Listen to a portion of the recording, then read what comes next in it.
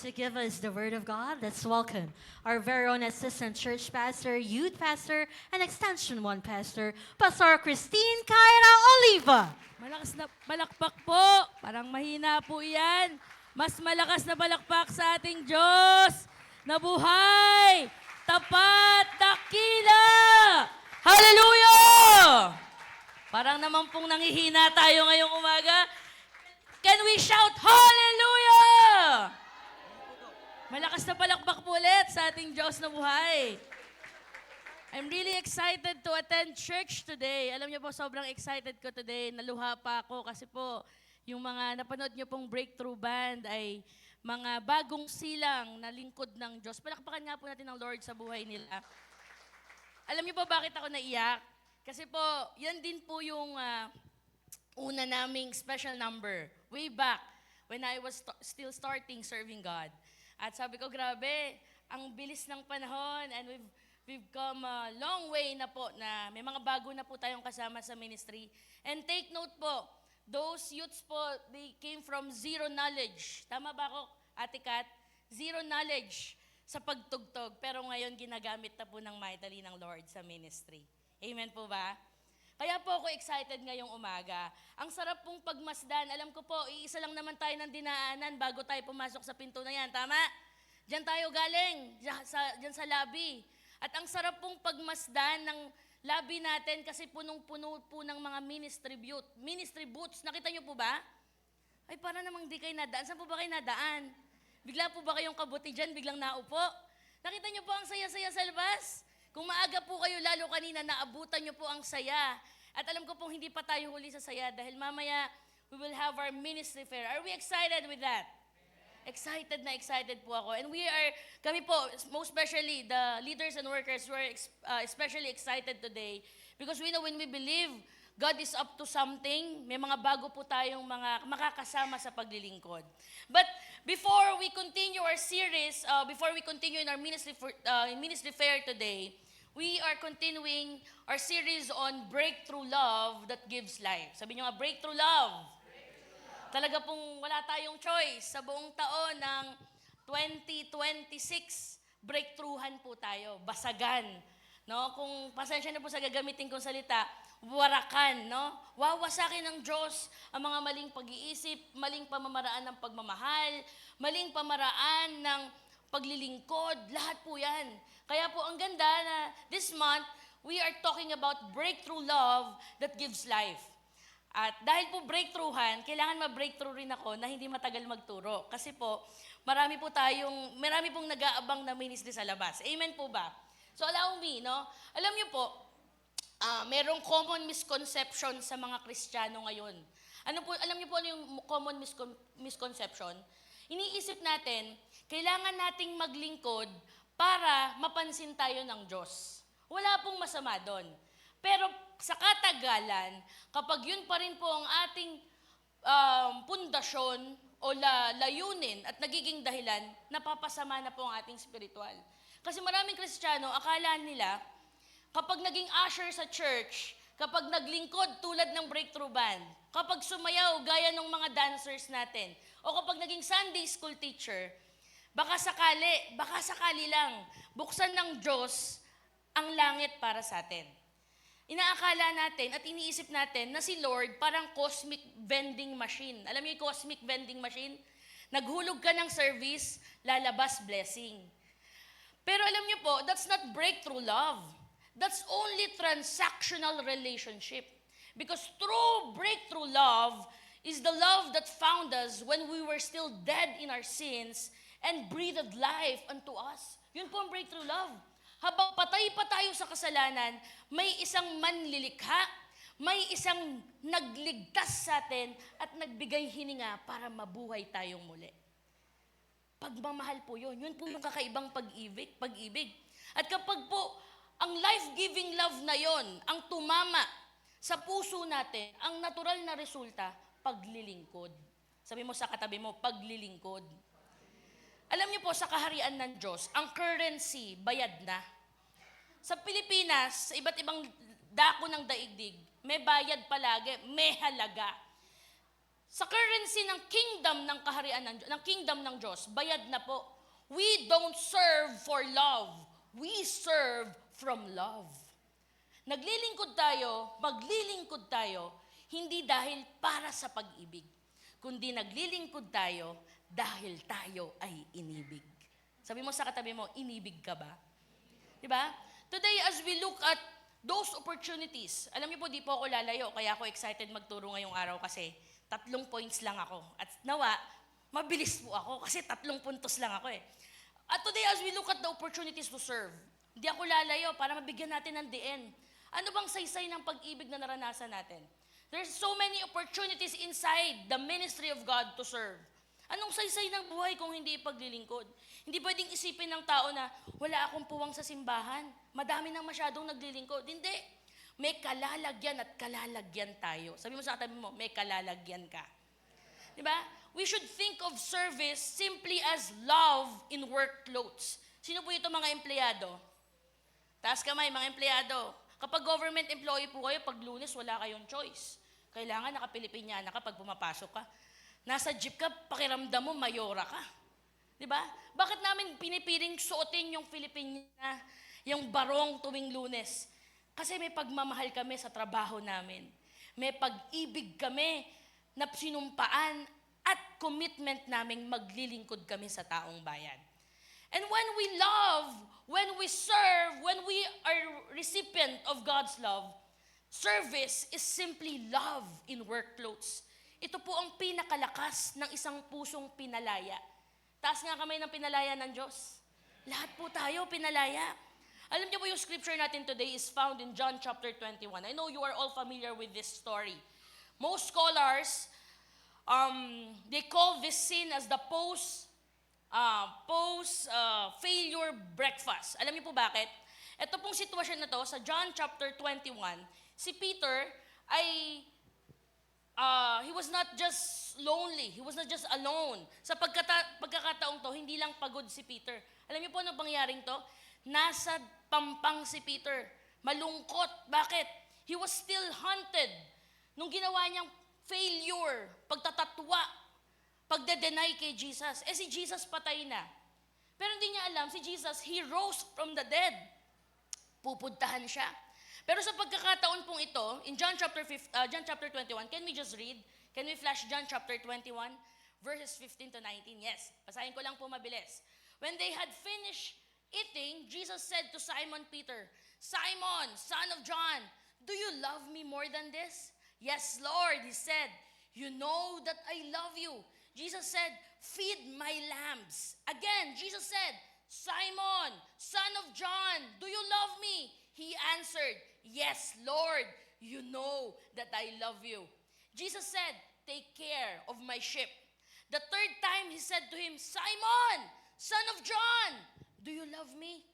Peter was hurt because Jesus asked him the third time, do you love me? He said, Lord, you know all things. You know that I love you. And then Jesus said, feed my sheep. Very truly, I tell you, when you were younger, you dressed yourself and went where you wanted. But when you are old, you will stretch out your hands and someone else will dress you and lead you where you do not want to go. Meron pa ba? Verse 19, Jesus said, this is to indicate the kind of death by which Peter would glorify God. Then he said to him, follow me. The Lord will bless the reading of the passage. Alam nyo, sabi ko nga po sa inyo, sa pagkakataon pong ito, hindi po malungkot lang si Peter. Pagod, hindi lang siya pagod. Posibleng pagod sa sarili. Naranasan niyo na ba yon? Wala naman kayo ibang kinakapaguran kundi sarili niyo. Si Peter by that time, posible pagod na po siya sa kanyang sarili.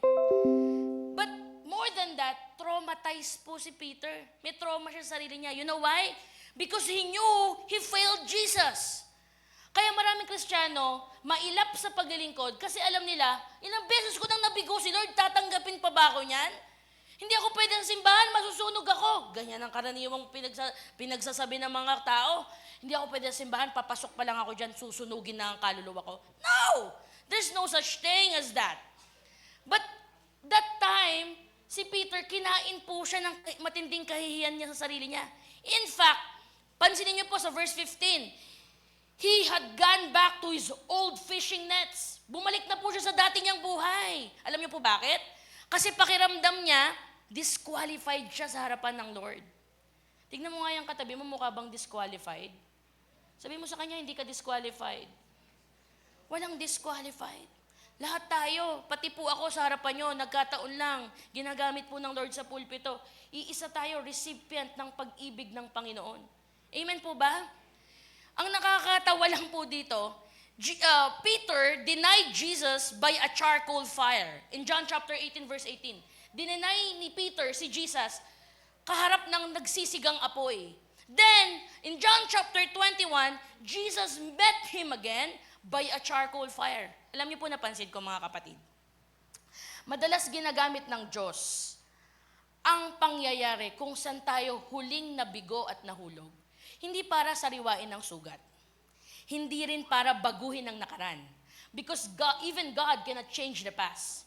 Pero inaalaw po ng Diyos na mangyari ulit ito para i-redeem ang pangit nating alaala at karanasan. God is setting us up for a breakthrough. Sabi mo sa katabi mo, sineset up ka ng Lord sa breakthrough. Sineset up po tayo ng Lord sa breakthrough. Naabutan po ni Peter. Naabutan ni Jesus si Peter sa pampang. Imagine niyo po, naabutan niya si Peter. Pagkadating niya po doon, hindi niya lang binate. Nilutuan niya pa ng agahan. Sino dito? Yung nanloko sa kanya. Yung pinagkalulo siya. Pupuntahan. Tapos pinagluto pa ng agahan. Kung ako po si Peter, baka matunaw ako sa kahihiyan. Yung taong ikinahiya ko, idininay ko, sinaktan ko, pinuntahan ako, binati ako, tapos sabihin, dito ka na mag-agahan, ipagluluto kita. Malulunod ako sa kahihiyan. And maybe by that time, si Peter po, hindi niya na alam yung maramdaman niya. Si Jesus lang ang pwedeng gumawa nun. Sabi mo sa katabi mo, si Jesus lang. Pero si Jesus, he dropped that jaw-dropping question. Sabi niya kay Peter, Peter, do you love me? Peter, do you love me? Hindi tinanong ni Jesus si Peter the first time they met after the crucifixion na, Peter, kamusta? Naka-move on ka na ba? Hindi. Hindi rin tinanong ni Jesus si Peter, Peter, kamusta? Talented ka ba? Hindi. Hindi rin tinanong ni Jesus si Peter na, Peter, may 5-year plan ka ba? Hindi. Instead, Jesus asked Peter, Peter, mahal mo ba ako? Because Jesus knew that love is the only engine that can sustain a lifetime of service. Amen po ba? It's only love. Habang tinitingnan po natin si Peter ngayong umaga sa pangpang na yun, kailangan po nating mapagtanto, mga kapwa ko po mananampalataya, na hindi lang nakaraan ni Peter ang niredeem ng Diyos, pero hinahanda na rin ito ang future niya. Kung tutuusin po, hindi pa nga nawawala yung usok ng apoy ng pagluluto ni Jesus. Nakapag-shift na agad ng topic si Jesus from restoration to mobilization. Therefore, we see the rhythm of God's grace. And there's only 2 bits of God's grace. That He breathed life into us so that He can breathe life through us. And that is exactly what I want to share this morning. My short sermon is entitled, The Rhythm of Restored Love. Sabihin nyo nga, Rhythm of Restored Love. Alam niyo po, bilang musician, gustong-gusto ko yung rhythm na yan. Sa rhythm section, nagkakaroon ng direksyon, nagkakaroon ng pagkakasundo-sundo. But let me say this, marami po sa atin ngayong umaga, pumasok tayo sa church na to, pakiramdam natin katulad tayo ni Peter. O, wag na kayong umiling. Totoo yun. Marami sa atin, pakiramdam natin katulad tayo ni Peter. We may not know Peter, we may not know his story, but when we heard his story, we mirror ourselves that we are like Peter. Sino si Peter? Pakiramdam natin, disqualified tayo. Marami sa atin pagod. O nagtatanong, magagamit pa kaya ng Diyos ang isang tulad natin na paulit-ulit na nagkakamali at nahuhulog? But if we look closely in our text today, simple lang po, hindi hiningi ng Panginoon na maging perpekto si Peter bago niya binigyan ito ng layunin. Ang hiningi lang ng Diyos, puso. Tingnan mo nga yung katabi mo. Sabi mo sa kanya, puso. Ganon din po, mahirap man pong arukin natin yung pag-ibig, lawak at lalim ng pag-ibig ng Diyos. Kung iisipin po natin, Panginoon na nagsakripisyo para maranasan natin ang pag-ibig na to, siya din ang nagbigay paraan para magkaroon ng buhay ang pag-ibig na meron tayo. Ngayon, alam ko po, nadaanan nyo po, sabi ko nga sa inyo, nadaanan nyo po, isa lang naman tayo ng pinasukan. Nadaanan nyo lahat ng ministry booth sa labas. Nakita nyo po yung lobby, pinaghandaan po yan. At unti-unti nakikita nyo po, na-aware tayo, may pangangailangan ng kaharian ng Diyos. Hindi dahil nagkulang ang Diyos, kailangan ng katuwang para mapalaganap ang kaharian ng Diyos. Amen po ba? Pero gusto ko pong sabihin sa inyo at gusto ko pong malaman ninyo, hindi natin to ginagawa dahil naghahanap tayo ng volunteer na magpupuno ng mga bakanting upuan sa simbahan. Hindi natin to ginagawa para lang magdagdag ng lista sa mga magtatrabaho sa loob ng church. Ang hinahanap po ng Diyos ngayong umaga ay mga disipulo na nag-uumapaw sa breakthrough love na hindi na nila kayang pigilang ibahagi ang buhay nila para sa paglilingkod. And if you are that, shout Amen! Hallelujah! Mga kapatid, ang paglilingkod po, hindi po ito listahan ng pwede natin, at dapat natin gawin sa kanyang kaharian. Ang paglilingkod ay isang pambihirang pagkakataong may magawa ang isang kaluluwang tinubos ng Diyos para sa kanyang kaluwalhatian. Sabi ko nga po sa inyo hubaran tayo ng medalya sa lupa. Wala lahat ng yan. Ang pinakasaysay ng buhay, makita natin ang ating sariling binago ng Diyos at ginamit ng Diyos sa kanyang ubasan. To understand how we move from being spectators of grace to participants in the kingdom, we must look at the 3 dimensions of restored love. Tatlo lang ang pakiusap. Huwag po kayong kukurap, walang matutulog, bibilisan natin. Number 1, the first dimension of this restored love is the affection that fuels our direction. Ang unang nakita nating naranasan ni Peter, yung affection. Binuhay ng Diyos sa kanya yung affection. Isipin niyo po bago binigyan ng Diyos si Peter ng job description, sinuguro na muna ng Diyos, may pulso pa ba si Peter? Pupulsuhan tayo ng Diyos. Kamusta pulso nyo? 70, 80, 50, o malapit nang umindap-indap na lang yan. Pinulsuhan ng Diyos si Peter. Hindi basta-basta tinawag ng Diyos si Peter. Come on, Peter, maglinis ka nga doon. Hindi. Pinuntahan ng Diyos si Peter. Then he asked Peter in verse 15, Peter, do you love me more than this? Alam ko po ilang beses ko na itong naturo Pero pansinin niyo po, 3 beses tinanong ng Diyos si Peter sa parehong tanong. Sa Greek po, may nuance dito na madalas namimiss ng mga Kristiyano. May subtle distinction na hindi masyadong napapansin ng mga Kristiyano. Dito po, ang ginamit ni Jesus, yung salitang agapas. Peter, do you agape me? Peter, do you agapas me? Pag sinabing agapas po, ito ay isang divine sacrificial love. Pero nung sumagot po si Peter, sabi ni Peter, Lord, you know, I phileo you. Philo po. Anong meron kay Peter? Ang meron lang siya, brotherly affection o yung pagkakaibigang pagmamahal. Alam niyo po, magandang tagpo ito para bulayan natin bilang mga Kristiyano. Isang patunay na ang Panginoon po ang sumasalubong sa atin sa kasalukuyan nating kalagayan at kondisyon. Kung merong unang humahakbang papunta sa atin, hindi tayo, hindi ibang tao, Diyos yun. Amen po ba?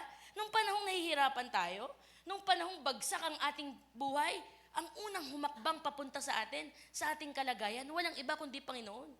Isipin niyo po naging tapat lang naman ng Peter. Tapat lang naman ang sagot niya. You know that I love you.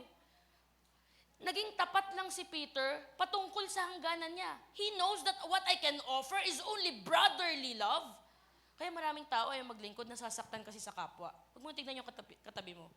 Nasasaktan mabibigo. Posible nasaktan si Jesus. What I told you is, Peter, I agape you. And you will tell me, I only phileo you. Pero alam niyo po, ang Panginoon, hindi niya tinignan yon. Ang tinignan po ng Panginoon ay yung pagkakataon na mapatunayan kay Peter na hindi ako naghahanap ng super apostol, na may perpektong credential.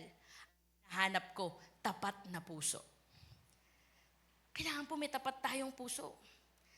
He simply asked Peter, Peter, do you love me more than this? Ang tinuturo po ng Diyos kay Peter by that time, mahal mo ba ako higit sa lambat na to? Higit sa bangka na to? Higit sa dati mong buhay? Bakit po? Pag pinag-usapan natin ng breakthrough love requires decision. Kailangan magdesisyon ng mga Kristiyano. Magdesisyon tayo. Hindi porket umiyak tayo sa altar ng Diyos, Panginoon, mahal kita, pag-uwi, okay na. Hindi! It requires decision. Isang desisyon kung ano bang mas matimbang sa atin. Pagmamahal ng Panginoon o comfort zone. Kapag lagi tayo sa gitna lang, wala pong dating ang buhay. I will not offer anything that costs me nothing, sabi ni King David. There's no such thing as middle ground in Christianity. If you serve, you serve. If you love God, then you serve. Amen? Ang problema, nakikita lang kasi ng mga Kristiyano, hindi naman ako tumutugtog. Hindi naman ako kumakanta. Hindi naman ako sumasayaw. Maraming bahagi ang katawan ni Kristo na pwede kang bumahagi. Kahit saan may kalalagyan tayo sa body of Christ. Sabi mo sa katabi mo, may kalalagyan ka talaga. Alam niyo po sabi ni Paul sa 2 Corinthians chapter 5 verse 14, paki-flash nga, 2 Corinthians chapter 5 verse 14. For Christ's love compels us. Compels. Alam niyo po ba yung word na compel? Ang ibig sabihin po niyan, nag-uudyok. You know, the Greek word for compel is syneche, meaning to compress or to urge on from every side. Parang ilog lang po yan na dumadaan sa isang makipot na bangin. Kung saan yung pressure na nagbibigay ng kapangyarihan para ito po'y dumaloy. Sa lahat ng udyok, ito po ang pinakamainam. Ang udyukan tayo ng Diyos na magmahal para gumawa ng mabuti. Amen po ba? Even Ephesians chapter 5 verse 2 says, we should walk in the way of love. Nawa po mga kapatid, madatnan tayo lagit-lagi ng Diyos na nag-uumapaw sa pag-ibig hanggang sa magtulak ito sa atin na lumakad sa pag-ibig na ipinagkaloob niya sa atin. Amen po ba? Malakas na palakpak nga po sa ating Diyos na buhay. Sino po dito may sasakyan? Ayan, may mga sasakyan, motor, kotse, truck. Alam niyo po, may mga nakakagayawayan po yung mga driver pag sa umaga. Hindi nila basta-basta paandarin yan. Anong ginagawa? Paiinitin muna yung sasakyan. Tama? Mapa-manual o automatic, papainitin daw muna. Ganon din po. Alam niyo po, kapag malamig ang makina niyan sa umaga, kailangan paugungin muna po natin. Oo, pwedeng pihitin ng susi, paandarin, pero kung walang gasolina at hindi pa mainit ang makina, pwedeng mahirapan ng sasakyang umandar o hindi umandar.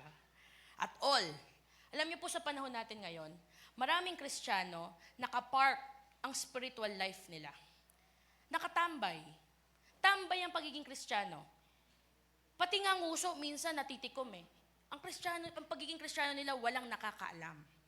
Mga kapatid, gusto ko pong sabihin sa inyo ngayong umaga, alam niyo po bakit maraming Kristiyanong nakatambay ang pagiging Kristiyano? Kasi sinusubukan nilang maglingkod, dala ng guilt o dala ng obligasyon. Pero kapag ang breakthrough love ng Panginoon ang pumasok sa tangke ng ating puso, hindi lang uugong yan, aandar yan. Amen po ba? Ang gusto po ng Diyos, hindi ka lang maglingkod dahil kailangan. Maglilingkod ka kasi hindi mo mapigilan. Amen po ba? Maglilingkod ako kasi bakit? Hindi ko na mapigilan eh. Alam niyo po, nakagawian ko na to. Parang hindi na kaya ng buhay ko na hindi ako maglilingkod. Hindi sa pagmamayabang po Sabi ko nga po, itong Sunday na to, I'll be honest. Sabi ko po kay Pasma, papalit ako second. Parang hindi ko kakayanin. Kasi po kahapon, last class ko po sa mga estudyante ko, 3 beses po ako from 8. Tama ba ako, Ma'am Roma? From 8 a.m. to 7 p.m. Wala pong tigil sa pagdakdak yun. 3 college section. Sabi ko, Ma, papalit muna ako. Time out muna, hindi ko kakayanin. Pero alam niyo po kahapon, sabi ko kay Mami, hindi kaya ng compelling love ng Lord sa puso ko na iwanan ng main calling ko para lang sa sub-calling ko. Ito po ang main calling natin. Malugod ang Diyos saan man tayo naroroon. Amen po ba? Madalas natin kasing ituring na ang paglilingkod, parang spiritual treadmill. Sino po nakakaalam ng treadmill? Takbo ng takbo pero walang patutunguhan. takbo tayo ng takbo, iniisip po nating maaabot natin yung level ng worthiness na pwedeng ipataw ng Diyos sa atin. Pero ang totoo, papalayo tayo ng papalayo. Hindi naman talaga tayo nalalapit sa puso ng Diyos. Bakit? Kasi ang pinaghuhugutan natin, maling lakas. Maling pinaghuhugutan. Sa John chapter 21 po, malamang sa malamang po, nalulunod na si Peter sa performance anxiety. Kaya nung makita niya si Jesus, nag-anxiety yun. Balisa. Hindi niya alam mararamdaman niya. Bakit? Siya ay binisita ng kanyang huling pagkakamali sa harapan ng Diyos. Bigo po siya sa ultimate test, doon sa crucifixion. Kaya nung tinanong po siya ni Jesus, sabi ni Jesus sa kanya, Peter, mahal mo ba ako? Ang ginagawa po ng Panginoon by that time, tinatanggalan siya ng resume. He is teaching us that the impact of serving, next slide, the impact of serving is not measured by the greatness of our talent, but by the depth of our surrender. Mga kapatid, ang tunay na sukatan ng pinakadalisay at pinakamainam na paglilingkod ay ang lalim ng ating pagsuko. Kamusta po pagsuko natin sa Diyos? Minsanan lang po ba? In Luke chapter 7 po, there's this woman with the alabaster jar. I know you are all familiar with that. The woman with the alabaster jar. Ang totoo naman po niyan, hindi naman niya tinignan yung ministry needs. Nung pumasok po siya sa room kung saan nasan si Jesus at ang mga disipulo, hindi niya nakita yung pangangailangan sa loob ng kwarto. Hindi niya nakita yon. Hindi siya tulad ni Martha. Itong babaeng to na may alabaster jar, ang nakita po niya, halaga ng Panginoon na pag-aalayan niya. Kaya po para sa kanya, hindi obligasyon ang paglilingkod. Makinig po leaders and workers hindi obligasyon lang ang paglilingkod. Kapag ang paglilingkod po natin naging obligasyon na lang, mawawala yung manifestation ng nag-uumapaw na pag-ibig ng Diyos para mag-umapaw ang ating paglilingkod. Kaya kung ito, mabigat na pasanin na lang sa atin, hindi po nakakalugod yun sa harapan ng Diyos. Ang paglilingkod mo ngayon, kung yan ay mabigat na pasanin, maybe it is a sign that your direction has outrun your affection. Baka tumigil ka na sa pagtingin sa mukha ni Kristo at ang nakikita mo na lang paan ng mga tao. Let me say this, you cannot be a great commission Christian until you are a great commandment worshiper. Baka magkaroon ng great commission in Matthew, nagkaroon ng great commandment, 10 commandments, na in-shorten sa tatlo, love the Lord your God with all your heart, with all your soul, with all your mind. Shinorten pa, mahalin mo ang kapwa mo, gaya ng pagmamahal mo sa sarili mo. Mahalin mo ang Diyos, mahalin mo ang kapwa mo, mahalin mo ang sarili mo. You cannot be a great commission Christian. Huwag tayong mag-asam na, uy, isang araw, dadalhin ako ng Diyos sa great reward ko. If you do not follow God, bago po dumating ang commissioning, may commandment ang Diyos. Maraming Kristiyano ngayon, overwhelmed sa pagdadalhan ng Diyos sa kanila. Hindi na mamalayan, naiiwan ang puso sa pagsunod. Buti na lang po, wala sa jail, may kawayan nun. Amen? Wala po sa jail, may kawayan nun. Balikan natin yung puso natin, sumusunod pa po ba tayo sa Diyos? Mimithiin, layunin at kalooban ng Diyos sa atin, nasa gitna pa po ba tayo nun? Ang breakthrough love po, binabasag nito yung kahihiyan natin sa ating sarili. Binibigyan tayo ng panibagong dahilan. Binibigyan tayo ng panibagong makalangit na dahilan para maglingkod. Mga kapatid, bago po tayo tuluyang mag-vision sang bahagi ng ministry tayo, magko-commit. Tanungin mo muna sarili mo, talaga bang nabihag ng Diyos ang puso ko? Kasi kapag nabihag ng Diyos ang puso natin, yun ang pinakamabisang hugutan para magkaroon tayo ng commitment sa Panginoon. Amen po ba? Let every oo, let every yes, ang bawat pag-oo po natin sa ministry, magmistulang thank you note na isinulat gamit ang ating buhay. Kapag umuo tayo sa Diyos na ipaglilingkod ko ang buhay ko, hindi ako tatamad-tamad, hindi ako tatambay-tambay, para ka na rin nag-thank you sa Diyos. Bakit? Dahil sinasabi mong ang Panginoon na nagmahal sa akin kahit sa mga panahong hindi ako kaibig-ibig. Today, let us take a moment in our altar, in your seat, to receive simply God's love again. We cannot pour out from an empty cup. Pag ubos ka na, ano pang ibubuhos mo? Magpapuno po tayo sa Diyos ng kanyang pag-ibig. Ang yes mo ngayon sa Diyos, hindi dapat manggaling sa kaisipan na gusto kong may magawa lang o maging busy lang. Ang yes mo sa Diyos ay dapat galing sa pusong nagsasabing, Lord, minahal mo ako kahit sa mga panahong hindi ako kaibig-ibig. Kaya ang buhay ko, ang direksyon nito, para sa iyong mas mataas na kaluwalhatian. Number 2, sige po, palakpakan natin si Lord. The second dimension, the compassion that feeds our commission. Pansinin niyo po, the first one focuses on the internal affection, mula sa loob. But the impact of God's love is that it shifts our eyes off from our own reflection towards the need of others. Kailangan magkaroon ng extension ito, nagkaroon ng manifestation external. Sabi po ni Jesus kay Peter, in verse 16, can we flash? Sabi dito, again, Jesus said, Simon, son of John, do you love me? He answered, yes, Lord, you know that I love you. But then Jesus answered, take care of my sheep. Feed my lamb. Shepherd my sheep. Pansinin po ninyo, sabi ko nga sa inyo, ang shift mula sa internal affection tungo sa external manifestation, nangyari po. Bakit po? Ang breakthrough love na nagdadala ng buhay, hindi lang po para sa atin yan. Yan po ay niloob ng Diyos na mangyari para sa pamamagitan natin, ang mga taong hindi pa nakakakilala sa Kanya, makaranas din ng naranasan nating pambihirang pag-ibig. Amen po ba?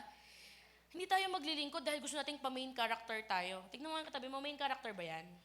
Alam niyo po yun? Di ba kapag may magbabakasyon, ayan na yung mga main character. Di ba? Sa ministry, walang main character. No! Serving God, it means putting yourself last and the least. Ang last order of priority, ang least importance or value. Ang problema po, ang daming Kristiyano, buti na lang, wala sa Jal Mikuaya nun, naglingkod lang feeling somebody na. Huwag mo titigan yung katabi mo. Yes, let me say this. While it is inevitable that when you serve God, you will be clothed with love and dignity, hindi yun para maghanap ka. Maghanap at maghabol sa iba ng puwang mo sa kanila. Alam niyo po, ng pinaka-greatest sense of nagbibigay ng sense of fulfillment sa isang tunay na lingkod ng Diyos, yung makita natin ang ating sarili sa kalagayan na kaya nating ibaba ang ating sarili para sa pangangailangan ng iba. Amen po ba? Kung babalikan po natin, biblical, tumugon si Jesus sa I love you ni Peter. Tumugon naman siya. Ang sabi ni Peter, yes, Lord, I love you. Tumugon si Jesus. Ano po sabi ni Jesus? Then feed my lamb. Sarcastic eh. Feed my lamb. Pakainin mo. Because real love or real breakthrough love is never self-terminating. Hindi ka hihinto kapag bless ka. Hihinto ka kapag busog na ang iba. Amen? Hindi ka hihinto kapag, sarap sa pakiramdam. Okay na ako, uwi na ako. I'm good. I'm enough. Hindi. Hihinto ka kapag yan na rin ang nararamdaman ng iba. Kapag sa pamamagitan mo, may napagpapala na din. Alam niyo po bakit ako ganito magsalita? Kasi alam ko sa sarili ko. Pinangako ko po sa Diyos. At panghahawakan ko, mahal ko ang Diyos, dito ako nabuhay. Hanggang huli, dito tayo mamamatay sa paglilingkod. Radikal man po pakinggan. Ang sarap maglingkod. May hirap ang paglilingkod. Di niyo po alam ang hirap ng paglilingkod. May latay minsan. Pero yung latay na yan, walang sinabi. Kapag si Jesus mismo ang ultimate reward. Amen po ba? Si Jesus. In Matthew chapter 9, verse 36, we see that when Jesus saw the crowd, He had compassion on them. Sabi dyan, no? When Jesus saw the crowd, He had compassion on them. Bakit? Bakit daw po nagkaroon ng habag ang Diyos? Because they were harassed and helpless. Sila daw po ay litong-lito at walang tulong na natatanggap. If you would just look at the order, tingnan niyo po yung order. Jesus saw, then Jesus felt, then He spoke. Naramdaman niya muna, nakita niya muna, tsaka niya naramdaman, tsaka niya inaksyonan. Ano pong gusto kong sabihin sa inyo? You know, when we say the word compassion, the Greek term for compassion is splachnizomai. Wow, sarap pakinggan. Splachnizomai. Spelling po nun ganito lang. S-P-L-A-G-C-H-N-I-Z-O-M-A. Sinearch ko pa po, 3 araw ko na po pinapractice yung pronunciation yan. Splachnizomai. O, diba? The Greek word for compassion is splachnizomai. Meaning, nagpapahiwatig daw po ito ng isang matinding damdamin. matinding empathy na magtutulak sa taong kumilos kasi hindi ka mapapalagay. That's it. This is the very heart of the commission. Gusto po ng Panginoon magningning ang buhay ng bawat isa sa atin sa pamamagitan ng kislap ng kanyang pag-ibig para gumawa tayo ng mabuti. Matthew chapter 5 verse 16, basahin ko po. Matthew chapter 5. In the same way, let your light shine before others that they may see your good deeds and glorify God or glorify your Father in heaven. Ang breakthrough love po, hindi po stagnant yan. Ang breakthrough love po, mistulang ilog na dumadaloy. Isipin niyo po, example, may lalaking natrap sa isang kuweba. At yung kuweba po na yun, walang oxygen. Matapos ang ilang araw, pinuntahan po siya ng tao, ni-rescue siya. Pag nakaramdam na po siya ng oxygen at nabigyan na siya ng oxygen, anong una niyang gagawin? Sasabihin niya sa rescuer, may mga tao ding nangangailangan ng oxygen sa loob. Ganun din po sa atin. We ourselves have tasted the fresh air of God's grace. Nalasap, naranasan po natin. Nakikita ng dalawang mata natin. Lahat ng mga tao sa community natin na harass and helpless. At ang habag po natin para sa kanila, ang magfu-fuel ng ating compassion na paglingkuran sila. Magkaiba po yung sympathy sa compassion. Sa sympathy, pwedeng naawa ka. Pero pag gumana ang compassion, ang kahabagan sa puso mo, hindi ka lang maaawa. Gagawa ka ng paraan para sa kanila. Amen po ba? Think of the parable of the Good Samaritan. Bibilisan ko na lang po. In Luke chapter 10. The priest and the Levite, they knew the information of the law. Alam po nila ang tama at mali, kaya hindi iniwasan nila. Alam nila ang tama at mali sa harapan ng tao at sa batas ng tao. But only the Samaritan showed that she has the incarnation of love. Hindi lang po siya nalungkot sa nakita niya. Nagkaroon ng paa ang kanyang kahabagan. Ginamit niya po ang sarili niyang lakas, sarili niyang oil, sarili niyang donkey, sarili niyang silver to tend the needy. Marami pong Kristiyano, information rich, pero compassion poor. Pero buti na lang tayo, hindi po tayo ganon. Amen? Si Jesus nga po, hindi lang nanatili sa langit eh. Hindi siya nagpalalamove, Tita Eden. Hindi siya nagpalalamove. Sige, nalalamove ko na lang yung prayers and thoughts ko. Hindi. Bumaba si Jesus sa lupa, nagkatawang tao, para sagipin tayo mula sa ating pagkakasadlak. That's compassion. Tanong ko lang po sa inyo ngayong umaga. Ano nakapagpapadurog sa puso ng Diyos na nakapagpapadurog din sa puso mo? Ang ganda po nung kanta kanina ng Breakthrough Band. Break my heart for what breaks yours. Everything I am for your kingdom's cause. Ano po nakakapagpadurog sa inyo na nakapagpapadurog din sa puso ng Diyos? Yang break na yan ang madalas na tinatawag sa atin ng Diyos para puntahan natin at magdala tayo ng buhay. Amen po ba? Because the impact of serving God is that it makes us more Christ-like in our empathy. Ayaw ng Diyos na tignan natin ang tao bilang abala, pero tignan natin ang mga taong nasa ating paligid, na kaluluwa din, na tupa, na pinag-alayan din ng Diyos ng kanyang buhay. Pangatlo po't huli, the third dimension of this restored love, the devotion that fixes our position. Sabihin nyo nga, devotion. Affection, ano po yung pangalawa? Nakikita po kayo, ano po yung pangalawa natin? The affection, ano yung pangalawa? The compassion. And pangatlo, the devotion that fixes our position. Sa verse 18 po, tingnan nyo po. Sinabi ni Jesus kay Peter, when you were younger, you went where you wanted. Diba? Sabi niya doon, and you went where you wanted. But when you are old, you will stretch out your hands. Meaning, sinabi na po ng Panginoon doon pa lang kay Peter, na yung pag-ibig na meron ka para sa akin, bukas makalawa, dadalhin ka niyan para magbunga ang buhay mo na ialay para sa iba. And then finally, Jesus commanded in verse 19, the ultimate command, follow me.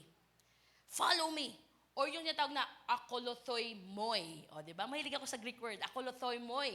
Alam niyo po yung Greek word na yon, it means the present imperative tense. Meaning, ang ibig sabihin po nito, keep on following me. Sa madaling sabi, hindi to one-time decision. This is a daily trajectory. Let me say this. Next slide. Service is the ultimate positioning tool. It keeps us close to the Master. Where we serve, we are just doing chores for God. We are walking with God. Ang isang buhay, sabihin ko po sa inyo to, ang isang buhay na ipinaglilingkod sa Diyos ay isang malinaw na patunay na lumalakad tayo kasama ang Diyos. Kaya kung gusto mong makita ang sarili mong lumalakad kasama ang Diyos, paglingkod natin ang ating sarili. In Galatians chapter 5 verse 13, sabi doon, we are reminded that we are called to be free. Pero sabi dyan, yung kalayaang sinasabi dyan ng manunulat ni Peter, ni Paul, dapat daw mag-akay sa atin na maglingkod sa isa't isa. Sabi dyan, but do not use your freedom to indulge the flesh. Rather, serve one another humbly in love. Maglingkod sa isa't isa ng may kapakumbabaan at pag-ibig. This is a matter of maturity and eternal perspective. Yung number 1 natin, it's all about internal. Yung number 2, it's all about external. Yung number 3, it's all about eternal. Pangwalang hanggan. Pangwalang hanggan kasama si Kristo. Naalala ko po yung isang lumang kwento. May dalawa daw pong builder o tagapagtayo. Itong dalawang tagapagtayo na to, yung isa nagrereklamo. Sabi niya doon sa amo niya, ayoko na ng trabaho na to, mainit. Tapos naglalagay lang naman ako ng laryo o bricks. Araw-araw, napapagod na ako.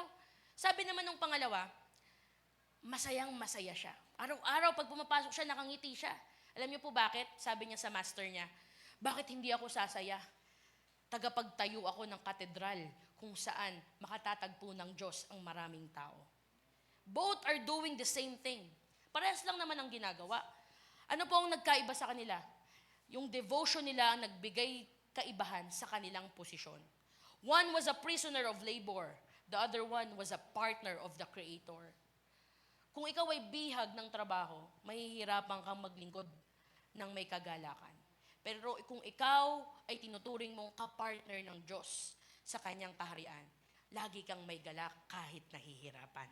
Amen po ba? Palakpan nga natin si Lord. Matatapos na po ako. Ang pinakamalaking panganib po sa buhay ng Kristiyano at bawat nananampalataya, yung tinatawag na drift. Kapag unti-unti na po tayong napapalayo, alam niyo po, maraming Kristiyano sa panahon natin ngayon, nakakalungkot. Mostly, let me say this, kapag nag-young adult na pag nagtatrabaho. Maraming Kristiyano sa panahon po natin ngayon, pag magtatrabaho na, napapalayo sa Diyos. Nabibihag ng mundo. At unti-unti nagiging complacent sa paglilingkod. Hanggang sa di po nila namamalayan, papalayo na sila sa presensya ng Diyos. Pero alam niyo po, once we are committed to the King and His kingdom, service acts as our anchor. Nagiging angkla po natin, nagsisilbing angkla natin ang paglilingkod. Ibinabalik tayo nito sa original na plano ng Diyos sa atin at ipinapaalala sa atin ang tunay na tawag natin. Kapag po sa panahon na nag-anxiety ako sa trabaho, nahihirapan ako, binabalikan ko lang po, hindi naman itong original kong trabaho. Lingkod muna ako bago ako naging trabahador ng mundo. Lingkod tayo ng Diyos. May babalikan at babalikan tayo sa iglesia kung ang angkla mo nasa loob ng paglilingkod. Amen po ba? Alam niyo po ba sa Old Testament, somewhere in Exodus chapter 21, ang isang servant daw po, I will end, tapos na ako, may just request the music team.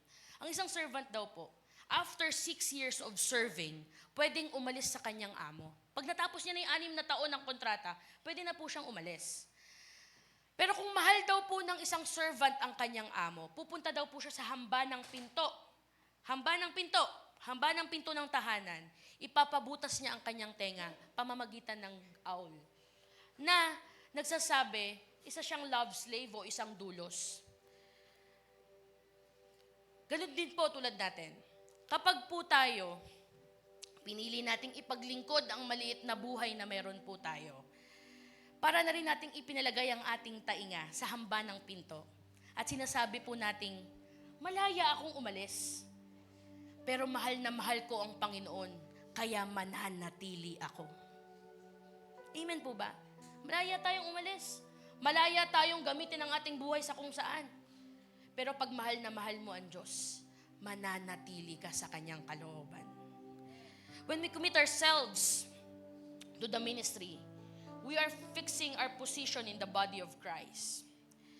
Sa kwento po ni Peter, ang huling utos po ni Jesus ay follow me. Hindi po ito one-time walk.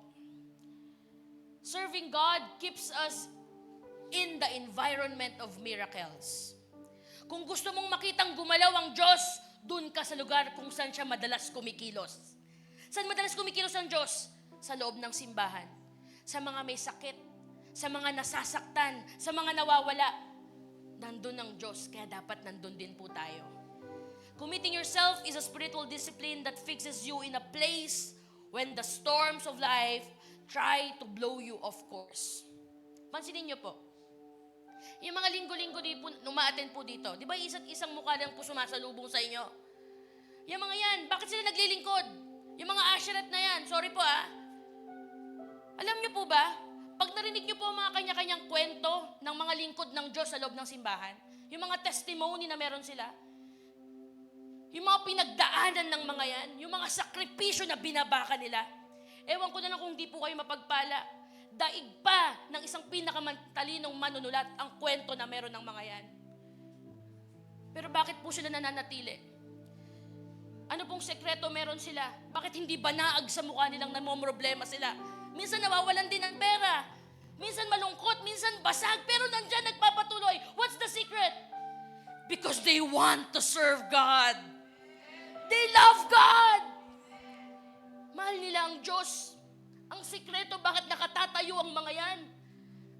Bakit nakangingiti? Niyayakap pa kayo pag linggo-linggo. Mahal ko ang Diyos Mahal na mahal ko ang Diyos.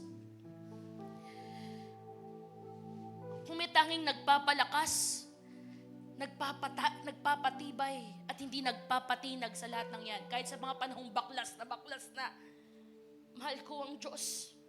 Maglilingkod ako. Serving is a lifetime marathon of devotion. For my conclusion, sabi po dito, breakthrough love is not a static feeling. It is a kinetic force. When we experience the love that brings life, it naturally overflows into a life that brings service. We don't serve to earn God's love. We serve because His breakthrough love has already brought us to life. Nirestore po ng Diyos si Peter hindi para gumaan ng pakiramdam. Nirestore ng Diyos ang kanyang buhay para makapaglingkod.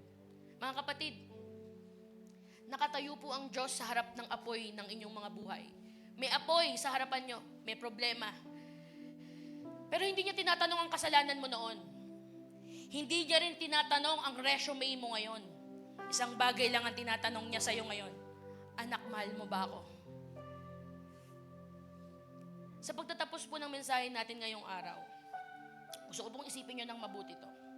Pag lumabas po kayo dyan mamaya at pag tinignan nyo po ang bawat lingkod ng Diyos linggo-linggo, magkaroon kayo ng panibagong pananaw at lente. Look at them and look at those boots with the lens of John chapter 21. Huwag niyong itanong kung alin ang pinakamadali. Huwag niyong itanong kung anong mag-fit sa schedule niyo. Ask yourself the same question Jesus asked to Peter. Do I love God? And if you love God, if your answer is yes, then let your affection fuel your direction. Let your compassion feed your commission. And let your devotion fix your position. Tayo pong lahat ay tumayo. Awitan po natin ang Diyos sa umagang ito. Sambahin po natin siya. Pag-ibig, aking iniibig.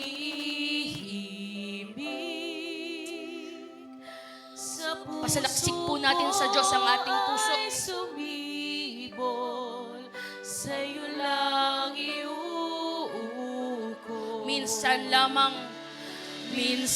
lamang mabuhay, lahat sa'yo'y alay. Ang puso ko ay tanging sa'yo hanggang sa huling habang buhay. Ito, habang awitan po natin ang ating Diyos. Mamahalin, pinakamatamis na awit. At sasambahin, anong pagsubok man sa'kin dumating. Diyos, ika'y mamahalin pa rin. Gawin po natin awit sa sa Diyos. Hingyaring pag-ibig. Haranahin po natin ang Diyos sa kanyang trono. And I believe God will strengthen our hearts. Sa puso ko ay sumibo. Sa'yo lang Sa'yo iuukol. lang iuukol. Minsan lamang mabubuhay. Minsan lamang mabuhay. Lahat sa'yo'y alay.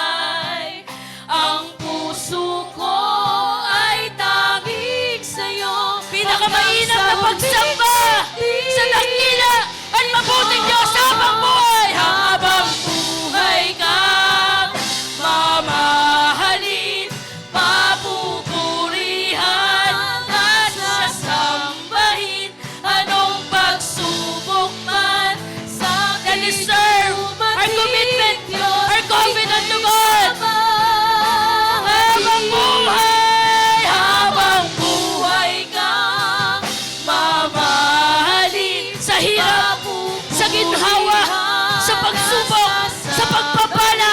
anong pagsubok man sa akin dumating, Diyos, ika'y mamahalin. Habang buhay. Habang buhay kang mamahalin. Ito po ang covenant natin sa Diyos. Papupurihan at sasambahin. Anong pagsubok man sa akin dumating, Let your voice Diyos, ika'y mamahalin. bring impact to heaven. Habang buhay. Habang buhay kang mamahalin. Ito po ang tibok ng aming puso, Panginoon. At sasambahin. Anong pagsubok? Anong pagsubok man sa akin dumating, Diyos, ika'y mamahalin pa rin. Ilagay po natin ang ating kamay sa tapat ng ating puso. Let me just pray this morning. Lord, this morning we know your message will bring utmost conviction to our hearts, to our minds, into our spirits, into our souls, into our bodies. Maybe some of us, we are in a great need. Matindi po ang pangangailangan namin. Matindi ang kapagsubukan po namin. Matindi ang pinagdaraanan naming mga pagsubok at trahedya ng buhay.